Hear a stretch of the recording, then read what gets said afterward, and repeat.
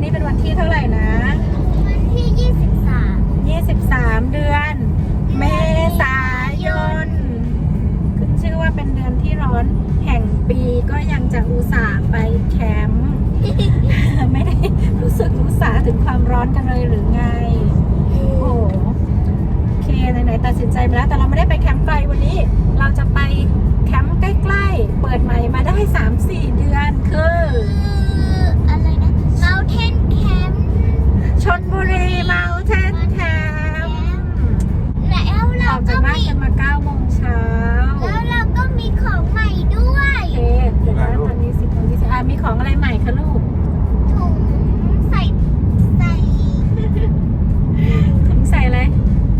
สมอบอก สมอถุงใส่อุปกรณ์สมอบอกก็จะมีของใหม่มาเรื่อยๆแต่ก็แล้วก็มีโต๊ะแต่ไม่ได้เอาโต๊ะมาเพราะโต๊ะมันใหญ่มันหนักรถเราเล็กเราก็มากับเพื่อนเราแล้วก็อาศัยของเพื่อนไป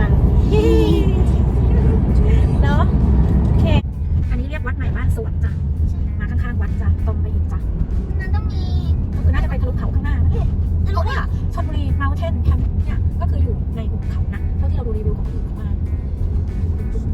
ซึ่งมันก็มีภูเขาล้อมรอบมีอ่างน้ำใหญ่ๆหวังว่าอ่างน้ำใหญ่ๆจะช่วยลดความร้อนของเราในยามค่ำคืนได้ข้ามทางอะไรข้างหน้าเป็นสะพานข้ามทางมอเตอร์เวย์น่าจะเป็นมอเตอร์เวย์อย่างนี้ถ้าเรามาทางมอเตอร์เวย์มันก็น่าจะมีทางเข้าแถวๆนี้แหละ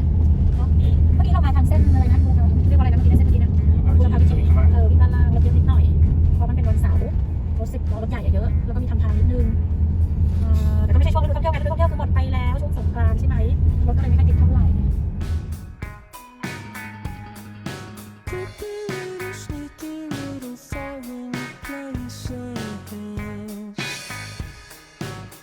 อะไรนะสนามเด็กเล่นเด็กอยากเล่นสนามเด็กเล่นถ้าต้องน้ำเสร็จอยากเล่นสไลเดอร์นี่เขาให้เลยเข้าไปข้างใน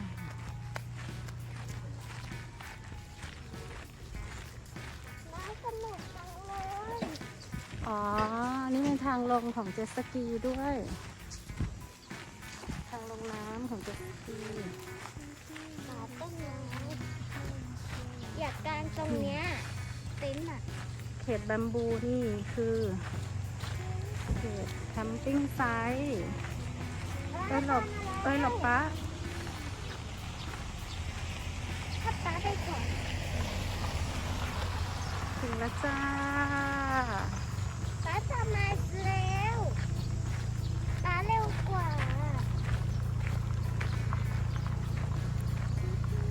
ป้าเร็วกว่า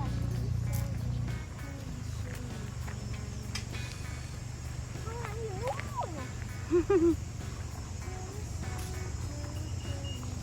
พอเข้ามาก็จะเป็นลานจอดมีแบมบูคิวเอาไม้ไผ่อะมาเป็นที่กั้นระหว่างจอดรถกับลานกลางเต็นท์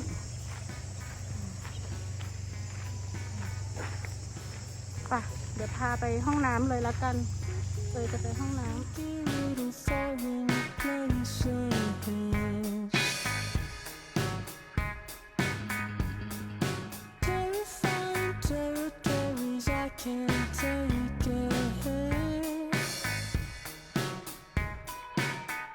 นั่นไงเดินไปทางนู้นดิมาเจอห้องน้ำสุภาพบุรุษต่อไปเป็นห้องน้ำผู้หญิงอยู่ตรงนู้นมีอ่างล้างจานอยู่ข้างหน้านะคนละ1 อ่าง โอเค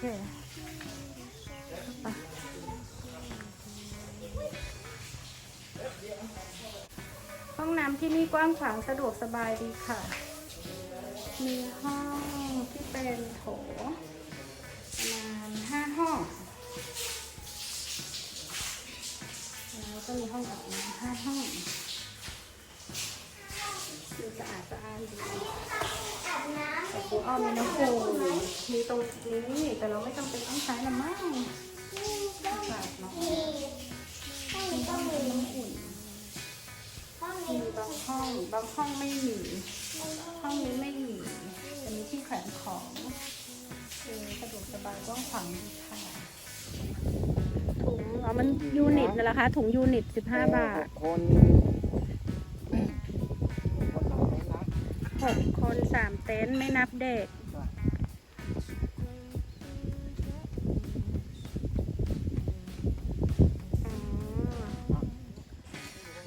ให้ดูบรรยากาศค่ะไหนของใหม่เราแตรงทริปนี้มีของใหม่ซันดิกแปลว่า ทำพระอาทิตย์ เราใช้ยี่ห้อมาที่อันนี้นะคะลานกลางเต็นท์เรามาถึงประมาณ10 โมงก็ยังโล่งๆเขาก็ทยอยกันมาพร้อมๆกับเรานี่แหละเพื่อนกลางเต็นท์ข้างๆบรรยากาศสวยแดดร้อนค่ะแต่ว่าพอพระอาทิตย์ตกอ่ะก็จะเย็นๆรู้ว่าเย็นเพราะอะไรรู้ไหมเพราะว่าเมื่อกี้เราไปเดินแถบร่มๆตรงนู้นน่ะเย็นน่ะเย็นสบายชื้นๆแบบสบายเลยตรงนั้นน่ะ ลมเย็น ลมเย็นไหม แต่แดดร้อน พอไปยืนตรงนั้นก็เย็นคือถ้าเราไม่โดนแดดอ่ะจะเย็นเพราะฉะนั้นเวลาเรากางทับมาแล้วอ่ะเราว่าเย็นสบายได้อยู่เพราะมีลมตลอดแล้วก็พี่ที่เขาดูแลอยู่คนนั้นนะคะเสื้อดำๆนั้นอ่ะเขาบอกว่าตอนกลางคืนเย็นสบายมากจ้างั้นเดี๋ยวเย็นนี้เจอกันเอาเด็กกลางโต๊ะจ้า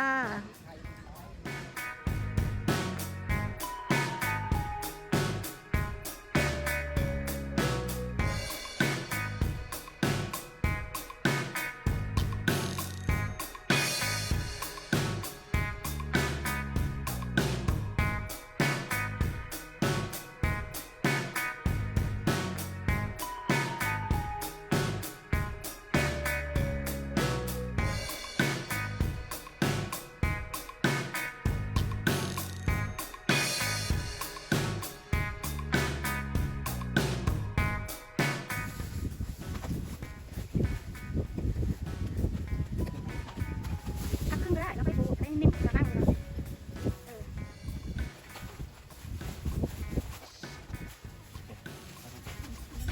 ไปทางกลางเต็นท์ อากาศสดชื่นมากเลยสิ ดีนะ สดชื่นมากเลย เชื่อมจนตัวเปียก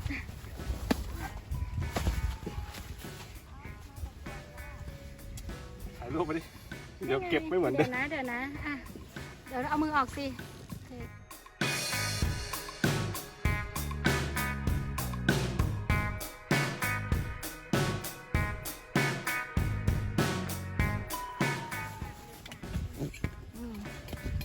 เอาแล้วนะ จะลื้อแล้วนะ อันนี้เป็นกระเป๋าที่คุณอู๋ทำให้ น้องสาวคุณอู๋เอาไว้ใช้ใส่ ใส่เตียง เตียงอะไรคะ เตียงเข่าลม เตียงเป่าลมเบสเวย์เตียงออโต้มีถุงข้างหน้าไว้ใส่ผ้าปูด้วยเตียงออโต้มีถุงข้างหน้าไว้ใส่ผ้าปูด้วยนะจ๊ะใครสนใจติดต่อมาได้ราคาเท่าไหร่ไม่รู้ เพราะคุณอู๋ไม่คิดตังค์เรา ไม่เกิน20,000 ไม่เกิน 20,000ค่ะ อันนี้ไม่รวมที่นอนใช่ไหมไม่เกิน 20,000เนี่ย เดี๋ยวดิ ถุงอย่างเดียว 20,000ค่ะ ไม่เกิน ค่ะ มีผ้าปูที่นอนใหม่ด้วย มีผ้าปูที่นอนใหม่ เพราะเรามีกระเป๋า ใส่ผ้าปูเราก็ต้องซื้อผ้าปูไง ตอนแรกก็ไม่ได้ซื้อนะผ้าปูอ่ะพอได้กระเป๋าซื้อเลย เพราะมันมีช่องใส่ผ้าปู ต้องหาผ้าปูมาใส่ช่อง ไฟ มาต่อไฟ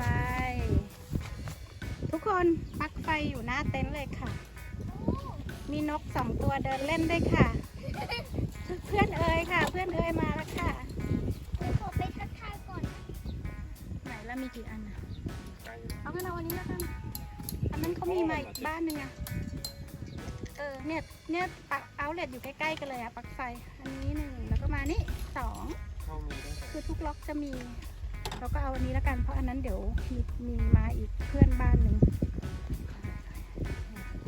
แล้วตรงนี้มีที่สำหรับ2 เต็นท์ได้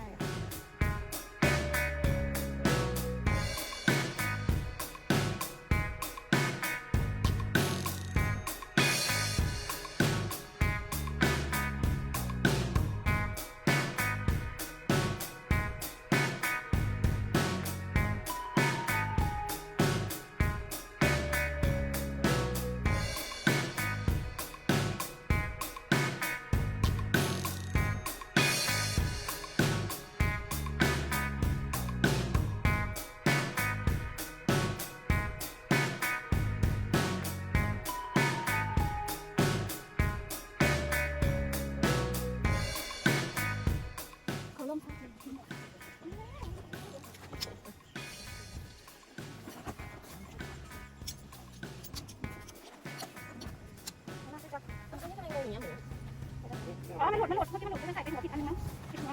อันนี้อะไรเนี่ยอันนี้ก็ใส่ไหนมันหลุดมาจากไหนถูกอ่ะหลุดข้างหลังตัวนี้ใช่ไหม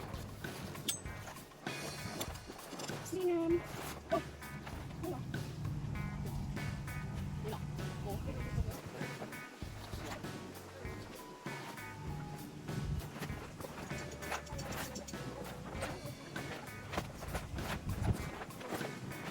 ที่ตกนู้นขึ้นนี้ตกเนี่ยแล้วขึ้นไหนขึ้นโอเคขึ้นมาต่อต่อนี่ลง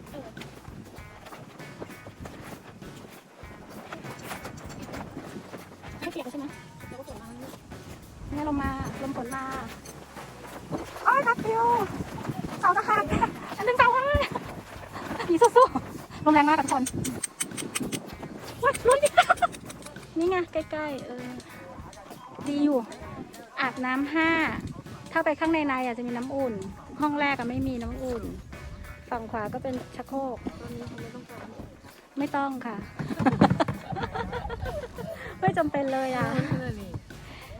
คือร้อนแต่ลมแรงลมมันเย็นอยู่ใช่แดดดี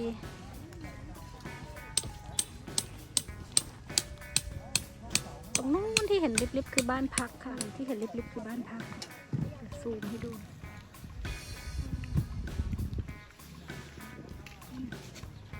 มีทั้งหมด5 หลัง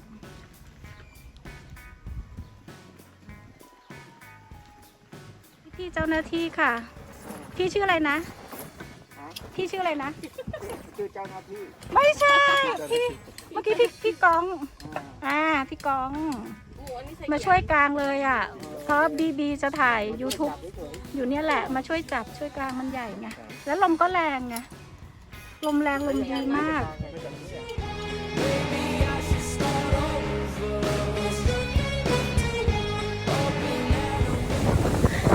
ตอนนี้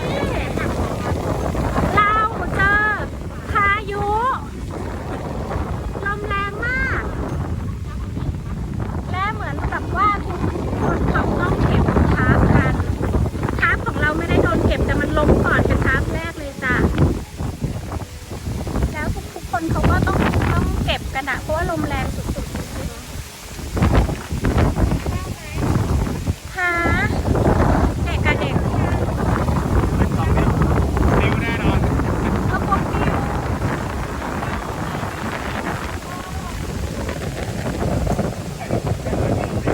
นี่ไงแม่คนจากการเป็นยักษ์แบบต้องการใส่ลมไม่กระทำเป็นลม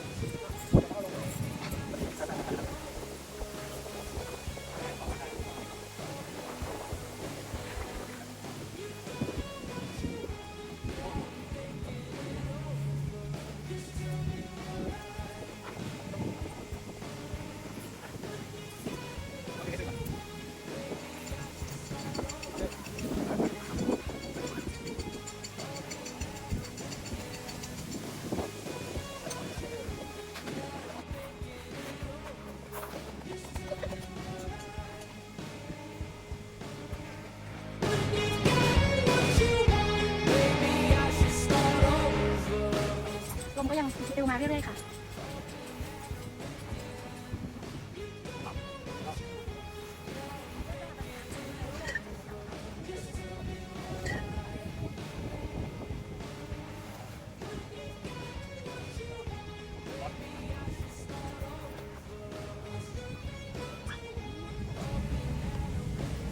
อันนี้คือรถเข็น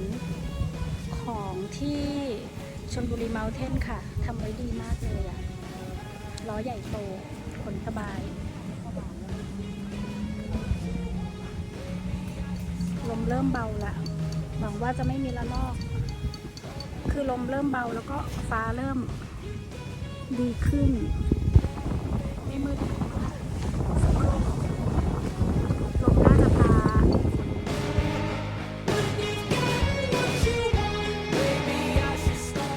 อันนี้น่าสมการกันครบทุกคนแล้วมั้งสมาชิกคนนี้ก็ไม่ได้แน่นมากเพียงแต่ว่าแต่ละล็อกอะอย่างนี้ล็อกเราได้3 เต็นท์ก็ต้องวางติดกันหน่อยแล้วก็แอบเบียดมาเต็นท์ล็อกนี้เพราะล็อกนี้เข้ามาเต็นท์เดียวของเขา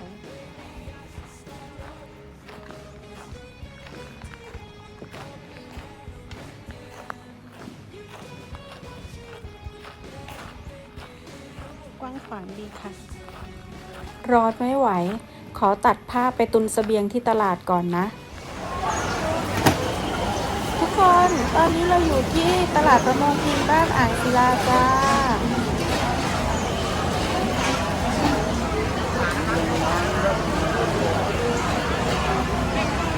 น้ำจิ้มซีฟู้ดเดี๋ยวไม่เดินมาซื้อเอาไปให้เขาทำก่อนใช่ไหมอ๋อเอาไหมอ่ะแต่มันต้องไปทำมาดิอะไรนะมันต้องไปให้เขาทำได้เปล่าวะนั่นดิเดี๋ยวไปถามเขาก่อน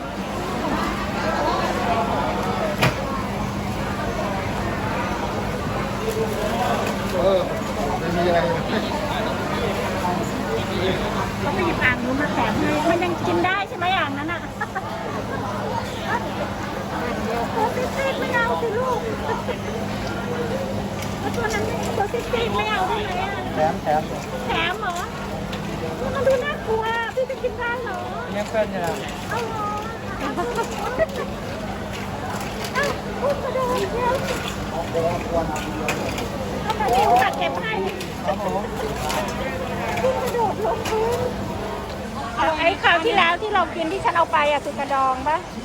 อันนี้คือกระดองนะเราชอบแต่ถ้ากล้วยอย่างนี้ก็เอาแบบที่ไม่เหนียวอ่ะไม่เหนียวนะเอากล้วยแล้วกันเอาอันนี้2 โลค่ะลดให้หน่อยได้ไหมอ่ะไม่แพงนะ งั้นแถมได้ไหมถ้ามันเกิน2 โลไม่คิดตังค์เพิ่มได้ไหม ไม่แช่น้ำน้ำหนัก เอามาโอเค ก็ได้มาเกินมานิดเดียวครึ่งขีด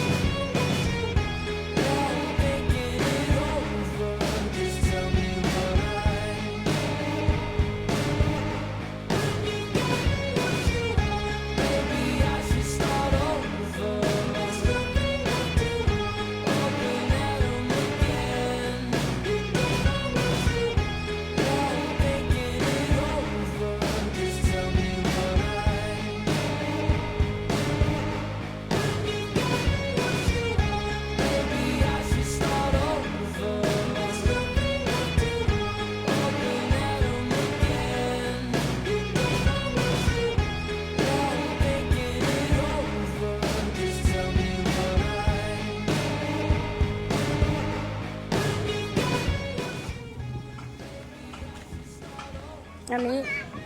เด็กๆเขามาขอพายเรือคายักกัน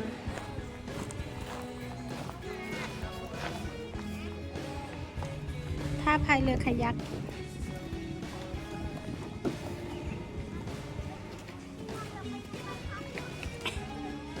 ทุกคนจะอยากบอกมือเที่ยวให้สนุกนะลูก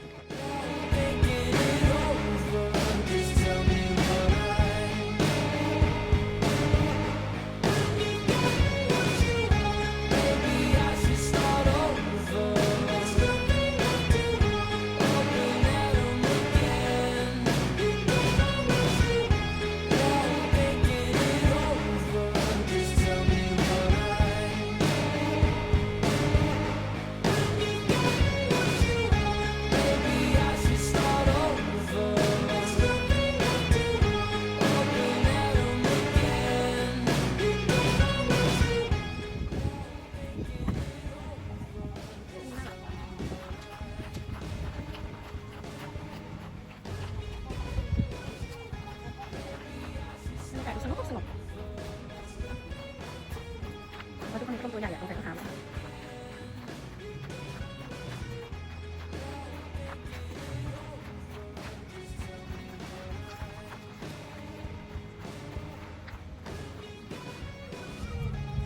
รวมๆแล้วเราชอบนะเพราะว่าดี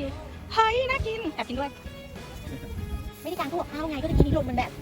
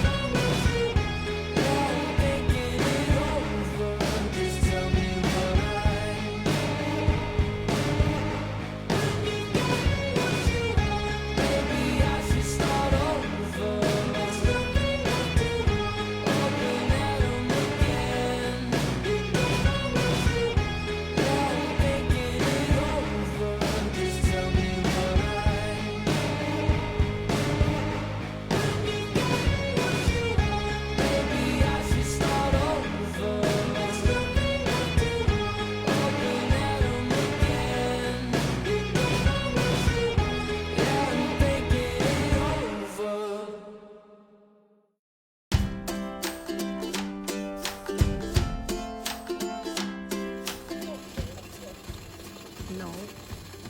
ไม่ใช่เลย yes it's not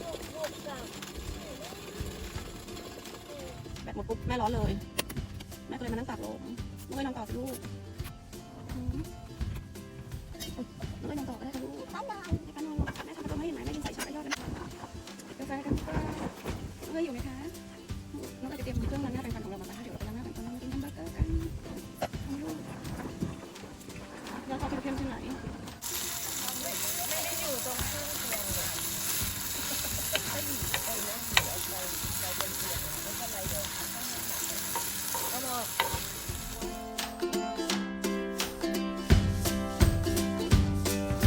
แต่ตอนทันเลย นางดูพันละวันอยู่นะ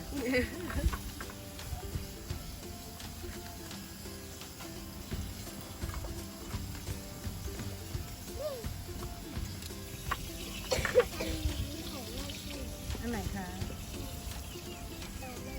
ไอหมอกกับเอยกินเลยนะลูกถ้ามันเย็นแล้วมันจะไม่อร่อย ใช่ มันจะแข็งนะคะ เอ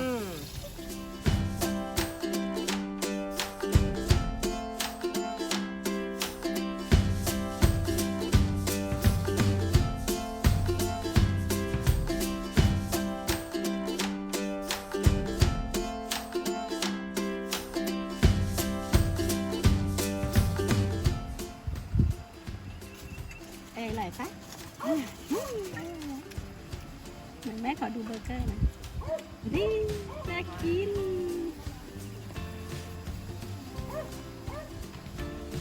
แต้ม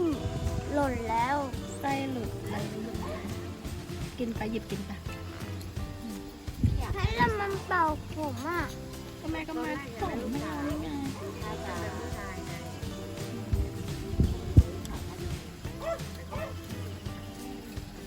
เป็นน้ำพอแล้ว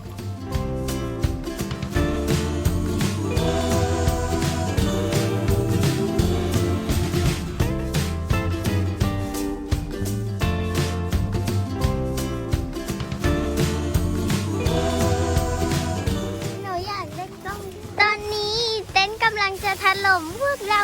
อยู่กันในอยากสนุกสนานเด้อ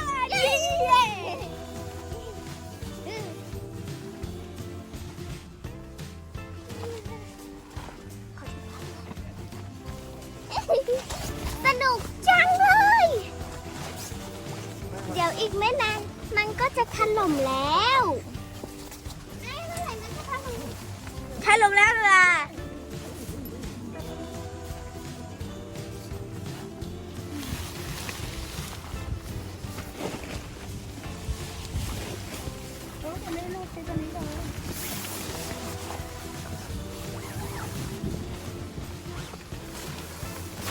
เต็นท์กำลังจะถล่มเต็นท์กำลังจะถล่มแล้วนี่ก็คืออพยพที่อพยพที่อพยพเดี๋ยวออยแม่จะพักเต็นท์อยู่ที่อพยพที่อพยพ ออกมาลูก ไม่หนูอยากรอให้เต็นท์มันถล่ม โอ้ย โอ้เต็นท์กำลังจะถล่มแล้วใช่ว้ายมองเต็นท์ถล่มแล้วจ้า Oh my goodness Dasa Oh my goodness Oh no Oh no no ไม่ถล่มฮ่าฉันนะ ไปทางนู้นเหรอ ไปทางฟ้าก็ได้มันหักแล้วเนี่ยตรงเนี้ยเดี๋ยวมันกินข้าวไปแล้วนะดึง เก็บของกลับบ้านกันแล้วจ้าฟ้าใสมากแปลว่าแดดแรงนั่นเอง ร้อนอยู่ตอนนี้ก็ปาไปประมาณ 31-32 องศา แต่ว่าลมก็ช่วยเราไว้ได้อยู่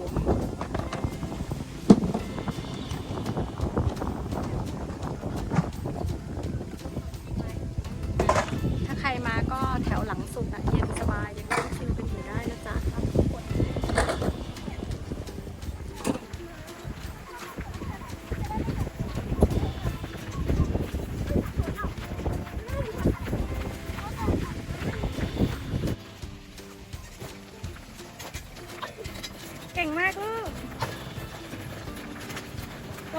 ข็นอย่าเข็นให้ไหลไป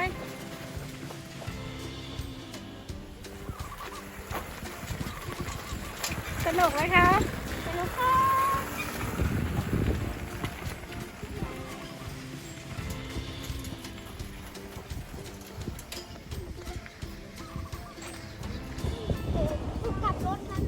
โอเคกลายเป็นของเล่นเด็กไปแล้วคาดฉันร้อนไหมลูกจับหมวกลงมาสนุกไหมสนุกจังเลยอ่ะ เอาเล่นเพราะว่ามันชอบกินหัว โอเคเอากลับบ้านได้ลากให้ไปถึงบ้านเลยนะหมอกบาย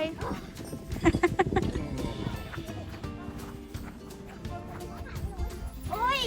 นี่สีเก่า 3 คนและ1 ช้างด้วยกันน่ารักจังเลย นี่คืออันไหน มีเพื่อนชื่ออะไรคะ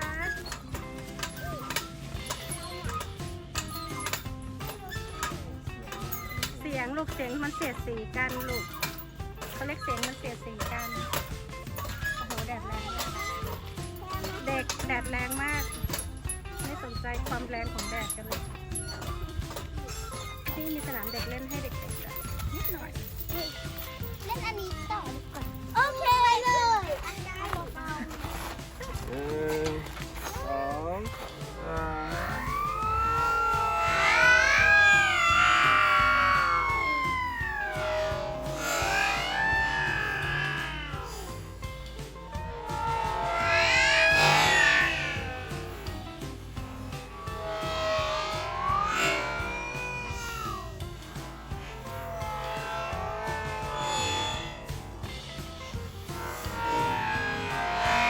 เร่งความเร็วเป็น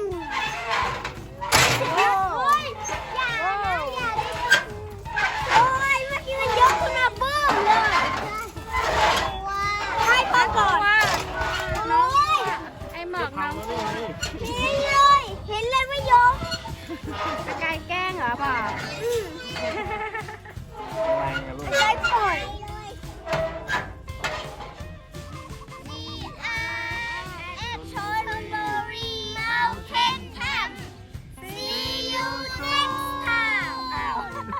เอาวิ่งไปปิดเร็ววิ่งไปปิดกล้องเร็ว บ๊ายบาย